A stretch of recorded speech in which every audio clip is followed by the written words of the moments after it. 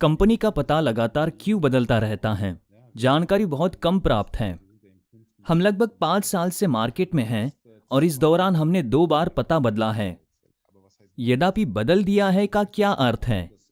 ये एक कंपनी के लिए बिल्कुल सामान्य बात है जो वैश्विक स्तर पर बढ़ रही है। हमने स्विट्जरलैंड में अपनी यात्रा शुरू की। रजिस्टर कंपनी अभी भी स्विट्जरलैंड में मौजूद है और हमारा थिंक टैंक है वो सक्रिय रूप से काम करना जारी रखती है और ये उसके अंदर है कि हमारे सभी प्रोडक्ट का विकास होता है। जब हमने अंतर्राष्ट्रीय मार्केट में सक्रिय रूप से प्रवेश करना शुरू किया तो हमने महसूस किया कि हमें एक नए अधिकार क्षेत्र की तलाश करने की आवश्यकता है ताकि हमारे लिए जितने संभव हो उतने देश उपलब्ध हो।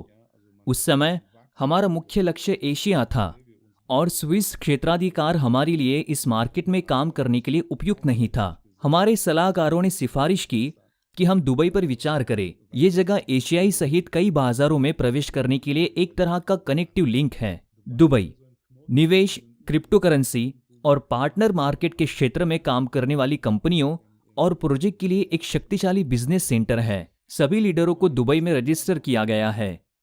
इससे उन्हें मार्केट में तेजी से बढ़ने और जीतने में मदद मिलती है।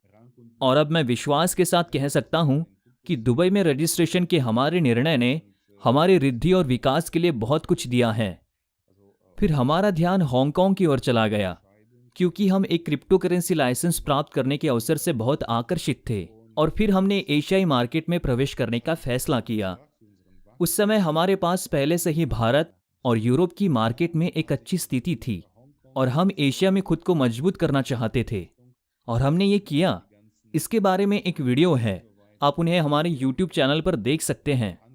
खैर, उसके बाद हमने निश्चित रूप से हांगकांग की दिशा में बहुत प्रगति की है।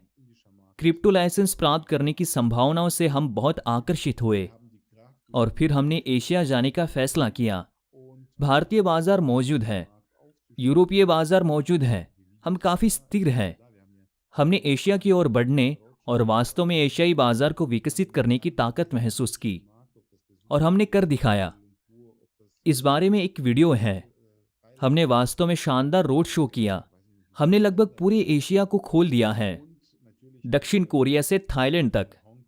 और निश्चित रूप से हमें इसकी मदद से एशियाई मार्केट में महारत हासिल करने के लिए हांगकांग में हमारे क्रिप्टो एक्सचेंज के लिए एक क्रिप्टो लाइसेंस प्राप्त करने की उम्मीद थी और हमें अभी भी ये उम्मीद है। ये हांगकांग के लिए हमारे कदम का मुख्य कारण था। हमारी सभी कंपनियां कार्य कर रही हैं, उनमें से कोई भी बंद नहीं हुई हैं।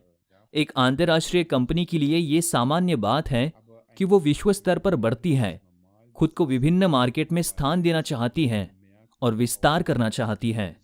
ये मत भूलो कि हम किन उद्योगों में काम करते हैं।